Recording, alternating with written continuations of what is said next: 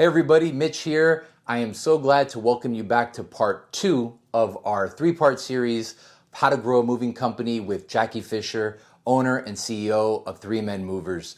And it's really cool to continue this conversation with you all. In this video, the first half of the video, Jacky touches on something that we call what is our why. It's really what our purpose is, why we exist as a company. And she shares a really cool story about her father, the founder of Three Men Movers, John Fischer, 30 plus years ago when he walked into a moving association meeting and kind of what happened after that, the feeling that he had, and how that laid the foundation for Three Men Movers, the success that we would be achieving because of the values and principles that he established at that moment back, in 1985. So a really cool story there that I think you all will relate to. So definitely check that part out. Second part of the video, Jacky touches on our proven process. What are some of the things that we do as a business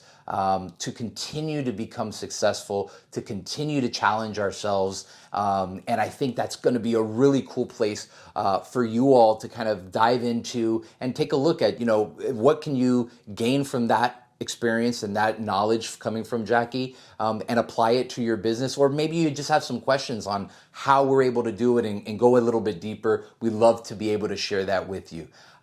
Also, make sure you stay tuned to the end because Jacky drops a gem of advice when it comes to how to handle mistakes that are inevitable with your small business and your moving company, right? So some people will handle it one way and see success from it. Others will handle it a different way and possibly can cause them to struggle and to stay stuck a little bit longer. So definitely check that out. I hope you enjoy this video and take a look. Make sure you let me know if you have any questions or comments or ideas. DM me or put the comments in the comment section below. Hope you enjoy, everybody. My dad was a blue collar guy through and through. He worked in factories. He worked out in the fields, pulling in produce and so forth. He actually worked at a pig slaughtering plant. He said it was the worst job he ever had in his life. And I think he lasted about 3 days there. But I mean, he's really done a lot of manual labor work in his life. And when he started the moving company, he did it with his heart and he did it with his pride. He really wanted to go in and give people a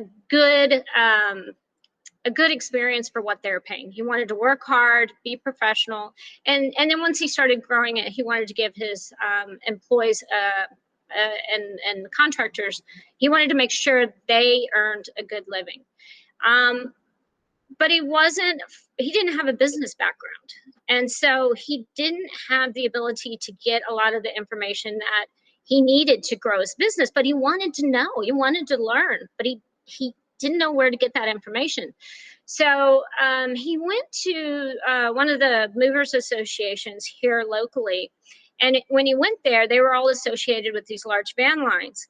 And he went in there and they kind of made some comments. At the time we had these trailers, and he made some comment, they made some comment about how these like riff-raff local movers, are just hotshot guys that, they're kind of low-class movers, and just some derogatory statements. And my dad's a sensitive guy. He got embarrassed. He got his feelings hurt. He didn't want to go back there. It wasn't a place for him. He did not feel welcomed. And he felt like those places were more for the large van line companies, the guys in suits. And my dad wasn't the guy in a suit, and he didn't understand how to read a P&L statement and a balance sheet and that kind of stuff. And so I wanted to create something that he would like, that would help him. And I get a lot of people who are interested in Motogo, and they're like, yeah, but this is really for a bigger company. And what I have to say to them is, no, it's for a person with just one truck or 2 trucks or 10 trucks. But I mean, you're not too small, because to me, helping these guys with 1 or 2 trucks, that like excites me more than anything. And so after I had made enough money at Three Men Movers, my goal always, like my retirement goal was always to do business consulting. It was always, and to be able to help these guys like my dad grow their company and get better. And I think a lot of times people think in the industry that these guys are all out trying to cheat people, but I would say the far majority of these guys really want to do well. They want to make the customer happy. They want to make some money. They want to make sure their guys are happy, and they have really good intentions when they're in the business. And sometimes things like that go sideways when you get a bad customer, and then it gets very frustrating and there's a lot of tension there. But overall, they want to do well and they want to be successful. And I want to be a partnership in that success and help them be successful. So then you start talking about processes and how we got the processes. And I was laughing about it the other day. I'm here in Puerto Vallarta with some friends, and we were talking about something. Oh, I know. We were getting our test to go back to the United States. And they stuck this, they call it a swab, but now it's not a swab. It's like a toothpick about this long into your brain and held it there for like 3 seconds. And I mean, your eyes are watering. It's really an unpleasant. He said it was not painful, but uncomfortable. And that's true. It really wasn't painful, but it was extremely uncomfortable. But anyway, after he did the test, and I didn't know I didn't have COVID, but I was pretty sure I didn't have COVID. But my brain immediately thought, what if I have COVID? Well, they're going to quarantine me here. And then what am I going to do? And then what's going to happen? And then, and my brain just started going crazy because I have this really amazing imagination. And I always think of plan A, B, C, D, E. I have all these different plans for every single situation. So when I took over the company back in 2004, every time an event happened that was an unpleasant experience for either the driver or the customer, we would look at that event. And like when I first started, we were doing about 10,000 moves a year. Maybe that was after a couple years. I think originally it was like 7,000 or something. But anyway, so I would look at that event and I would think, okay, is this a black swan event? What I mean by that is, would this ever happen again, ever, ever? And sometimes the answer was no, this was just a really weird one-off thing. And you really have to ask yourself that first before you put in a process, because you can design this entire process for a one-off customer and you waste a lot of time. But if it's an event that keeps happening over and over again, we would design ways around it to really prevent that from happening. So we would increase the experience for the drivers and the customers. And I would say probably 70% of that time was increased communication. And it was aligning what the customer's expectations are with what the services are that we're providing. And once you have that alignment, even if that's lowering the customer's expectations, then things go well. Because the worst thing is they have expectations that are up here, and then you overpromise and underdeliver, and then they're not happy with you. And so even now I think we'll probably end up doing 40,000 moves this year. And so even now we'll have situations where we had this one customer a couple weeks ago, and I think it's good to talk. First, I have to say it's good to talk about the customers that go wrong. A lot of people don't like talking about that. And they like to talk about everything that went right. And yeah, it's great when it goes right, but you really learn from when things go wrong. And so we had this customer who didn't get moved. And when there was I think the updated credit card in Enterprise wasn't updated. And then the driver called, he said his name was Rick. We have him in the system as Ricardo. Nobody knew who this guy was. I mean, it was just like every single thing that could possibly go wrong went wrong with this customer. And so at the end of the day, the guy didn't get moved. The customer didn't get their service. They were mad. They wrote a bad review. We had to deal with it. It was a nightmare. But situations like that, even though we're going to do about 40,000 moves this year, we spent hours, and you were there, Mitch. We spent hours talking about that customer, analyzing it, trying to figure out what we could have done differently, where we dropped the ball. And we really focus on hate to say it, but we focus on the problems instead of the good things.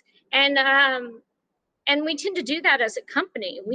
And then another thing that I'd like to talk about is mistakes. And I think as a company, if I can give you some advice, if your employees are afraid to come with you to talk to you about mistakes, then you need to change your culture.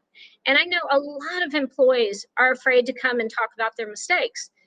I had a friend of mine, another business guy, and he had this big bulletin board that said, celebrate your mistakes. And every time somebody made a mistake, they would write what the mistake was and write what the solution was, and they would put it on this bulletin board. And he went, to the extreme to really tell people mistakes need to be open and transparent. But on the other end, you can have a situation where an employee makes a mistake and they know they're going to get chewed out about it. I think movers, sometimes people in the moving industry have a little bit of a temper. And so these mistakes, they try to kind of brush under the rug. And when you do that, you really rob the entire organization of an opportunity to put in a new process or learn from their mistakes. And so all those mistakes, we want to talk about every week, every single mistake that happened. And we want people to feel okay to say, hey, you know what? We dropped the ball. We did something that we could have done better. And let's talk about it. Let's find a solution to the problem instead of hide those mistakes. And so in a culture where mistakes are transparent, they don't feel afraid to talk about mistakes. That's really important if you want to increase the efficiency of processes.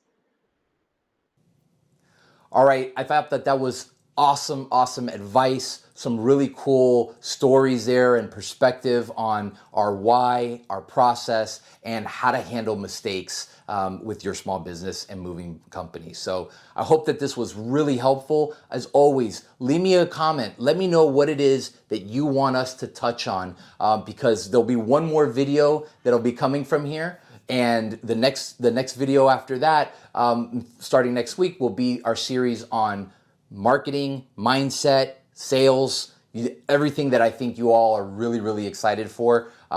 So we can't wait to share that with you as well. So please let me know if there's anything that I could do to help you. If you have any questions, feel free to ask me. I could get anybody on our team to help out as well to provide you with some clarity, some answers, get you unstuck, and help you go from the struggling independent moving company owner to the successful moving company CEO that you need to be. I hope you all have a wonderful day. Have a great week. Stay safe. Take care, everybody.